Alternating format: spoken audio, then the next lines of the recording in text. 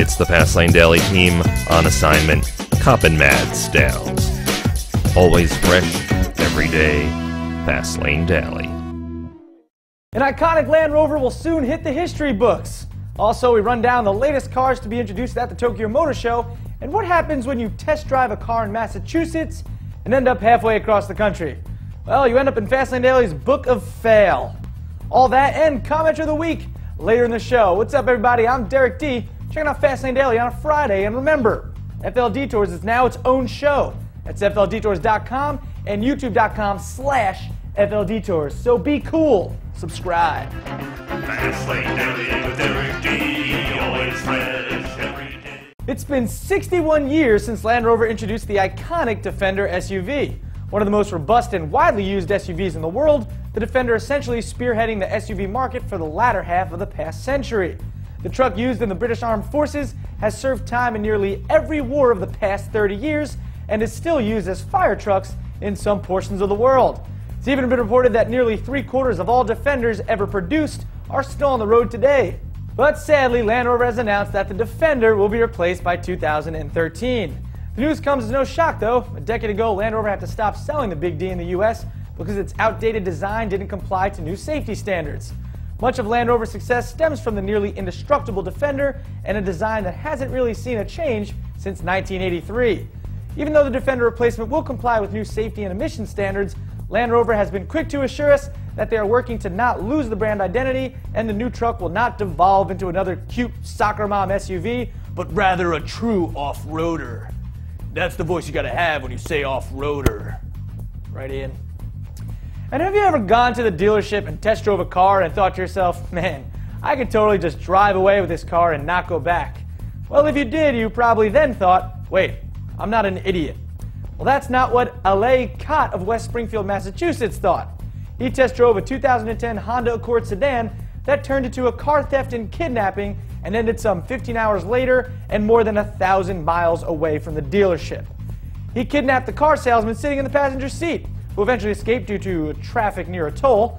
Cott stayed on I-90 the entire way until getting pulled over for speeding in Janesville, Wisconsin. He went all the way and never once was pursued by the cops. Interesting. Well, they got the genius now. Turns out Cott is also wanted for separate kidnapping, car theft, larceny, and assault and battery. So an obvious winner and the first entry in FLD's Book of Fail. What a dunce. My question, though, what do you think of the Honda Accord? Did anyone ask him? That would be my question. And now on to some Tokyo Motor Show news. Other than the Lexus LFA, it seemed as if the show was a complete bust, but that was until late yesterday afternoon when a few cool cars hit the radar. First, we've got the Caterham CSR 175, and like all other Caterham models, I'm sure you could figure out what the 175 in the name indicates. 175 horsepower from a 2.3-liter Ford-sourced Duratec 4-cylinder motor. Next from Tokyo, we've got the Alpina B7 Biturbo LWB. All you really need to know is that it's the long wheelbase version of the B7 Biturbo, producing 507 horsepower from the turbocharged 4.4-liter V8 that helps get the flagship BMW to 60 in under 4.7 seconds. Holy hell, that was a lot of numbers, but I killed it. I'm Michael Jordan that-ish. And finally, Nissan has confirmed... Michael Jordan, what am I talking about? And finally, Nissan has confirmed plans to build the NV200 electric van along with a higher performance Infiniti electric vehicle.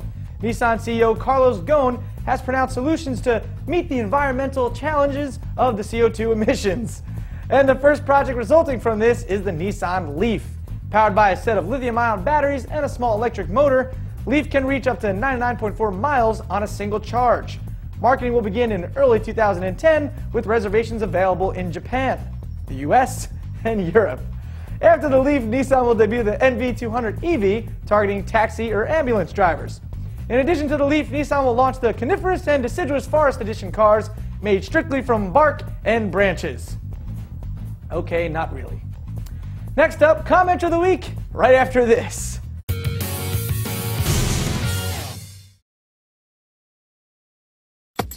Subscribing costs nothing. Daily, not monthly. And our cars actually move. Fastlane Daily is fast and fresh and here to stay.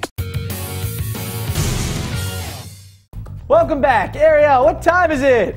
Commenter of the week time. Thank you. Ooh, a little pizzazz in there. Our show, yeah, commenter of the week comments. Ah, you like that. Nice lip syncing action there. All right. This week's comment is about the Vermont Veritas RS3 Roadster that we talked about on Tuesday that goes 200 miles per hour without a windshield. I personally think it looks like an angry catfish, but that's neither here nor there. Anyway, commenter D3K1N9, that's a very annoying YouTube name to say. But anyway, he said, I think having no windshield might be kind of stupid. I mean, I know when I'm driving, rocks are always hitting mine. Without it, it would be like getting roundhouse kicked in the face by Chuck Norris. Well, dude or chick with annoying YouTube name, the fact that the Veritas has no windshield is kind of crazy, especially because it goes upwards of 200 miles per hour. But at the same time, it isn't. I mean, you aren't going to see that car on regular roads that often. Only 30 are being built, and I'm sure the people that buy them will mainly use it on the track, not public roads. Of course, the track has hazards as well, but you're not surrounded by all those other crazies on the road. Also, it wouldn't be like getting roundhouse kicked in the face by Chuck Norris. This is getting roundhouse kicked in the face by Chuck Norris. Huh.